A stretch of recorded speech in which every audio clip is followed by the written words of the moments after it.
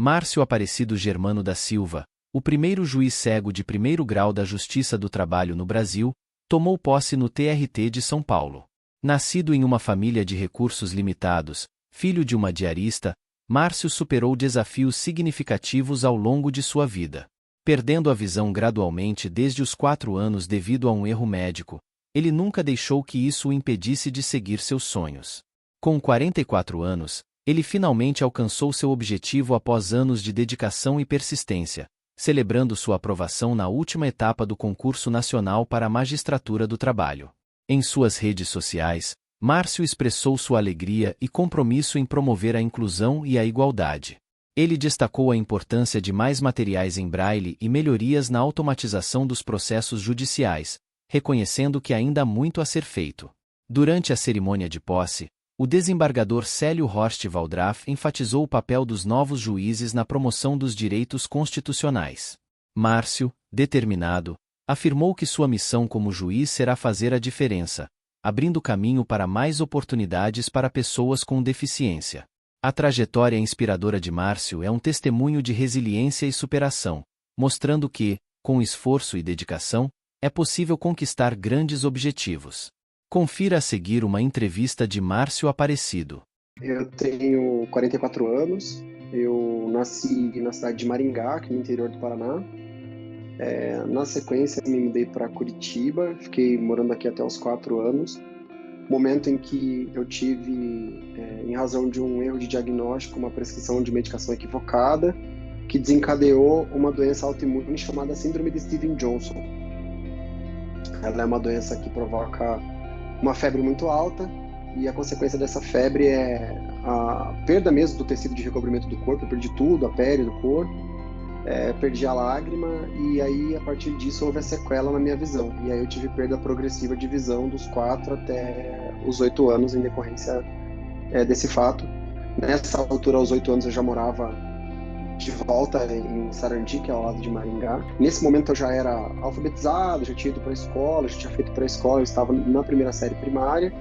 E aí, em razão da perda da visão, a escola me expulsou, alegando que não havia espaço para pessoa com deficiência, porque até então, de fato, uma pessoa com deficiência era segregada, né? Não havia nem mesmo a integração ainda da pessoa com deficiência, né, na escola. E aí, na sequência, com 10 anos, aí, isso já foi em 1990, eu volto para a escola, convidado para fazer o que a gente chamava de integração, né?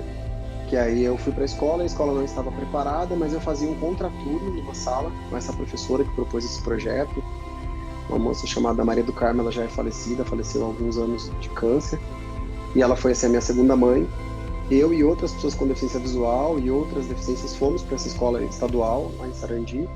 A gente ficava na sala de aula regular durante a manhã e absorvia aquilo que era possível, e no período da tarde a gente fazia o contraturno com ela para fazer essa complementação, especialmente considerando a ausência de um livro didático em braille, e toda uma estrutura, né, de ensino preparada para a pessoa com deficiência ali. E assim, basicamente, foi a minha vida até o final do ensino médio. Então, o meu material sempre foi basicamente escrito por mim, né? Eram resumos das aulas que eu tinha. Eu nunca tive livro na escola.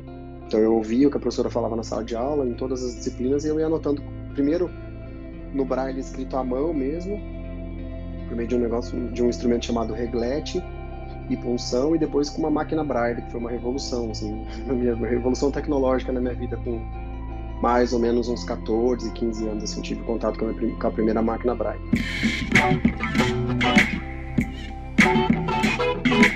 Terminei o 3º ano, fiz mais um ano de cursinho, e aí fui aprovado no vestibular em Direito na Universidade Estadual de Maringá, que era a minha única alternativa à época, assim, em razão de uma barreira também econômica. Isso foi em 2002. Quando eu tinha 22 anos. Nesse ano eu conheci o desembargador, hoje desembargador Ricardo Tadeu. À época ele era procurador do trabalho, e ele me estimulou muito a continuar estudando. Eu vi a carreira, vi até onde ele tinha chegado, assim, aquilo para mim foi muito legal, porque eu pensei, poxa, porque no curso de Direito foi meio que mais do mesmo do que eu já vinha vivendo até então, né? Eu ainda não tinha feito contato com a tecnologia assistiva, em razão de não ter computador. Eu eu me chamo de musicista, né? Eu tocava e cantava na noite para complementar a renda, enquanto minha mãe trabalhava como diarista. Então, o computador era uma coisa fora da minha realidade naquele momento, assim. Só ali no segundo ano da faculdade, no finalzinho, que um amigo da faculdade me deu um computador. E aí ele também trouxe junto com isso os livros digitais. Porque até então, no curso de Direito, como não havia material em braille, era impossível fazer essa transcrição, porque usar a máquina não dava para acompanhar, que era muito conteúdo. Os colegas da faculdade leram para mim do primeiro até basicamente o final do segundo ano. Então eu fiz todas as provas e todo o acesso ao conteúdo foi por meio de trabalho voluntário dos meus colegas de curso, assim. E aí quando entra o computador na minha vida e eu fui para uma ONG aprender a mexer com esse tipo de leitores de telas, basicamente eles pegam os textos que estão na tela e transformam aquilo numa voz, uma voz sintetizada que vai lendo o que está na tela do computador e tudo que eu digito ele também vai falando.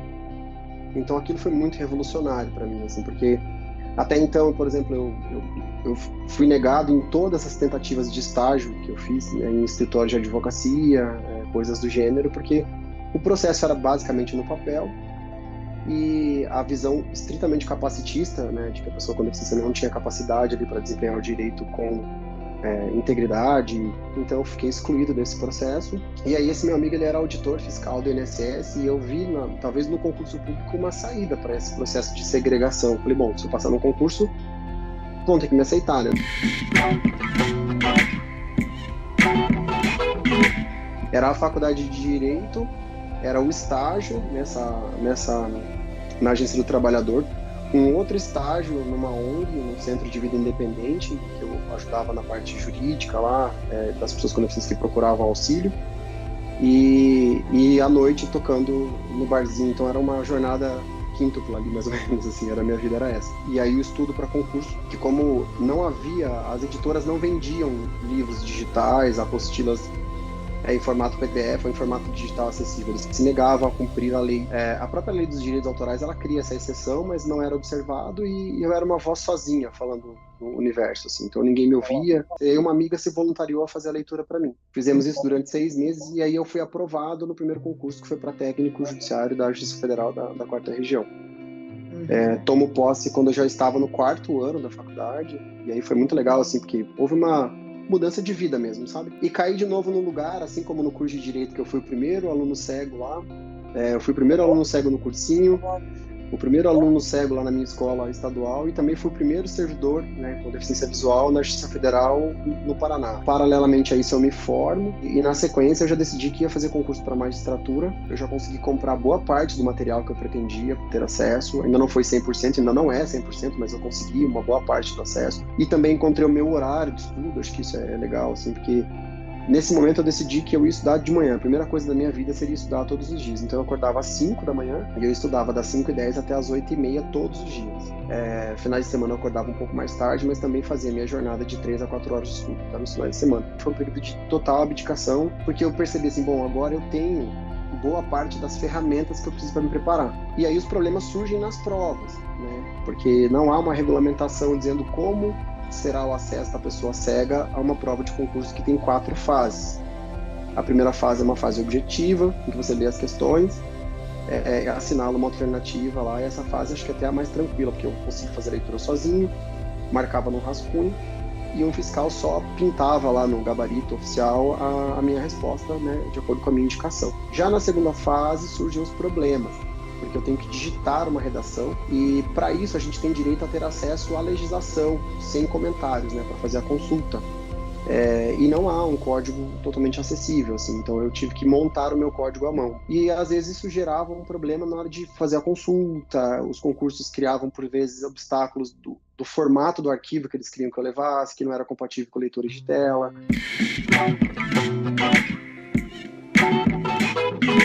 O TST, ele acolheu todos os meus pedidos, né, de tempo adicional, de disponibilização de um computador, permissão para que eu consultasse a minha legislação no formato digital. Então, Do ponto de vista da forma, foi tudo atendido conforme eu requeria. O problema é que a empresa que executou o concurso ofereceu computadores de baixíssima qualidade. Assim. Chegou a ter pausas assim, de 7 minutos com a tela azul na minha frente, sabe? Sem saber se ia conseguir voltar a fazer a prova ou não. Mesmo nesse cenário, deu tudo certo. Eu consegui a aprovação nas provas escritas, na objetiva, na discursiva e na prova de sentença. E aí, quando eu vou para a prova oral, eu chego pela primeira vez em uma prova em que eu senti que eu entraria na sala em igualdade real de condições com os demais colegas. Porque não tinha uma barreira tecnológica, não tinha nada assim que me colocasse numa desvantagem objetiva, sabe? Então foi uma experiência muito legal assim fazer a prova oral, sabe? Acho que foi um dos momentos mais felizes assim. O grande desafio que vem, que é uma coisa que eu nunca vivenciei, é a sala de audiência. Porque até então, o que nós temos na Justiça do Trabalho são 2 desembargadores com deficiência visual, né? Total, o Dr. Ricardo Tadeu, que é que eu trabalho aqui no Paraná, e o desembargador Marco Antônio Paulinelli em Minas Gerais. Só que eles não fazem audiências, né? Eles trabalham com sessão de julgamento colegiado, a estrutura do gabinete eles têm 10 assessores, então não estou dizendo que é mais fácil, é diferente, né? A rotina de trabalho é distinta.